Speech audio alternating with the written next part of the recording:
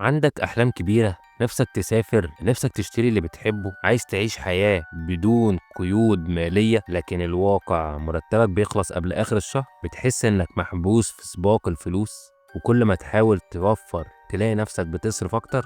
السؤال هنا، إزاي ناس قدرت تبني ثروات وتحقق استقلال مالي وتعيش الحياة اللي بتحلم بيها؟ هل السر في الحظ، في الشغل 24 ساعة، ولا في طرق محددة محدش بيقولك عليها؟ في الفيديو ده هنتكلم عن الفرق بين الغني والفقير في طريقة التفكير، ازاي تدير فلوسك بذكاء حتى لو دخلك قليل، اقوى 3 استراتيجيات لبناء مصادر دخل اضافية بدون ما تسيب شغلك. وفي اخر الفيديو عندي ليك مفاجأة هتساعدك تبدأ اول خطوة نحو الحرية المالية. مستعد؟ ركز ويلا بينا نبدأ. أهلا بأهل القمة، الناس اللي في التوب، في العالي. إيه الفرق بين طريقة تفكير الغني والفقير؟ خليني أسألك سؤال، لو النهاردة أنت معاك 1,000,000 جنيه، تفتكر هتبقى غني؟ الحقيقة مش الفلوس بس اللي بتخليك غني، لكن طريقة تفكيرك في الفلوس. الفقير بيصرف أولا ويوفر اللي بيتبقى، الغني بيوفر في الأول ويصرف اللي بيتبقى. وده الفرق اللي بيحدد مين هيفضل فقير ومين هيوصل للحرية المالية. هحكي لك قصة محمود وطارق، رحلتين مختلفتين مع الفلوس. كان في 2 صحاب، محمود وطارق، الاتنين بيقبضوا نفس المرتب، لكن حياتهم كانت مختلفة تماماً. محمود كان كل لما يقبض يصرف على اللبس والكافيهات وحاجات مش ضرورية، ولما يخلص الفلوس يستلف.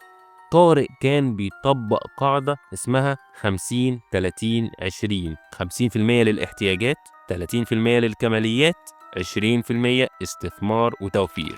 بعد 5 سنين محمود كان لسه عايش من المرتب للمرتب، لكن طارق كان بدأ مشروعه الخاص وبقى عنده دخل إضافي. الحرية المالية مش محتاجة فلوس كتيرة، لكن محتاجة تفكير ذكي وإدارة حكيمة. دلوقتي هنتكلم عن أقوى طريقة تخليك تدير فلوسك صح وتبدأ رحلة الحرية المالية. إزاي تدير فلوسك بذكاء حتى لو دخلك قليل؟ السر هنا في ميزانية النجاح. لو مش عارف فلوسك بتروح فين، عمرك ما هتقدر توصل للاستقلال المالي. تعال أقولك قاعدة 50-30-20 اللي اتكلمنا عليها. دي أسهل طريقة لإدارة أي دخل. بتبقى عبارة عن 50% للاحتياجات، الحاجات الضرورية، إيجار، أكل، فواتير والضروريات. 30% للكماليات، الفسح، اللبس، المتعة، و20% للاستثمار والتوفير. تاني قاعدة، ادفع لنفسك أولا. أول ما تقبض حط جزء للتوفير قبل ما تصرف. لو استنيت لآخر الشهر مش هيفضل لك حاجة، صدقني. الحل أول ما تقبض على طول حول 10-20% على حساب التوفير منفصلة تماما. تجنب فخ الديون والاستهلاك المبالغ فيه. قبل ما تشتري حاجة اسأل نفسك الأول، هل هي ضرورية؟ هل الحاجة دي ضرورية؟ هل هي لازمة؟ ولا مجرد رغبة لحظية؟ الغني بيشتري أصول تدر عليه فلوس، الفقير بيشتري كماليات تخليه يفضل فقير زي ما هو. دلوقتي انت عرفت ازاي تدير فلوسك بذكاء، لكن السؤال الأهم، ازاي تبني بقى مصادر دخل إضافية بدون ما تسيب شغلك؟ معظم الناس بيشتغلوا عشان الفلوس، لكن الأذكى بيخلي الفلوس هي اللي تشتغل ليه. 1. الدخل السلبي، اكسب فلوس وانت نايم، استثمر في حاجة تجيب لك دخل بدون مجهود يومي، زي العقارات، الأسهم، الكتب الإلكترونية، الكورسات، صناعة المحتوى الإلكتروني وإلى آخره. هل عارف إنك ممكن تكتب كتاب إلكتروني وترفعه على أمازون ويبدأ يجيب لك دخل شهري بدون ما تشتغل عليه كل يوم؟ ودي حاجة أنا مطبقها فعلا. هتنزل في صندوق الوصف هتلاقي الستور بتاعنا فيه كتيبات في مواضيع مهمة اتكلمنا عليها في فيديوهاتنا اللي فاتت. هتلاقي كتيب عن الصلاة، وكتيب عن إدارة الوقت، كتيب عن إزاي تسيب العادات السلبية. 2. العمل الحر، حول مهاراتك لفلوس.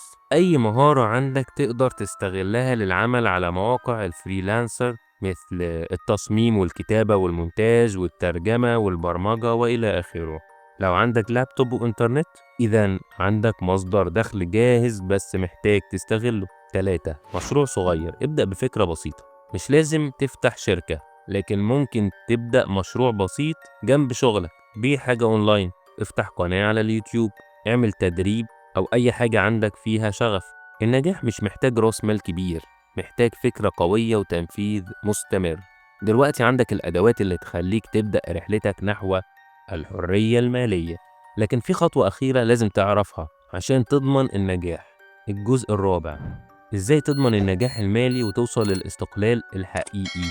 العبرة مش بعدد مصادر الدخل، العبرة بالالتزام والعقلية اللي بتخليك تستمر. استثمر في نفسك، أهم أصل عندك هو عقلك. اقرأ كتب عن المال، احضر دورات، اتعلم مهارات جديدة. كل جنيه تستثمره في نفسك هيرجع لك 10 أضعاف. 2. الصبر والاستمرارية. الفلوس مش بتيجي في يوم وليلة. لو بدأت مشروع أو استثمار ما تتوقعش تكسب ملايين بسرعة. النجاح محتاج وقت ومحتاج صبر. 3. تجنب متلازمة الاستهلاك. كل ما دخلك زاد ما تصرفش أكتر، استثمر الفرق، كبره لحد ما توصل للحرية المالية الحقيقية. السر إنك تبدأ النهاردة حتى لو بخطوة صغيرة. النجاح المالي مش حلم، لكنه قرار، خطة عملية مجانية تبدأ بيها النهاردة. دلوقتي معاك كل الأدوات اللي تخليك تبدأ رحلتك نحو الحرية المالية. لكن عشان متقفش، جايب لك تحدي بسيط تبدأ بيه النهاردة. التحدي العملي اللي جايبهولك بيتكون من 3 خطوات تبدأ بيهم من النهاردة. 1. امسك ورقة وقلم واكتب كل مصاريفك خلال آخر شهر، شوف فلوسك بتروح فين.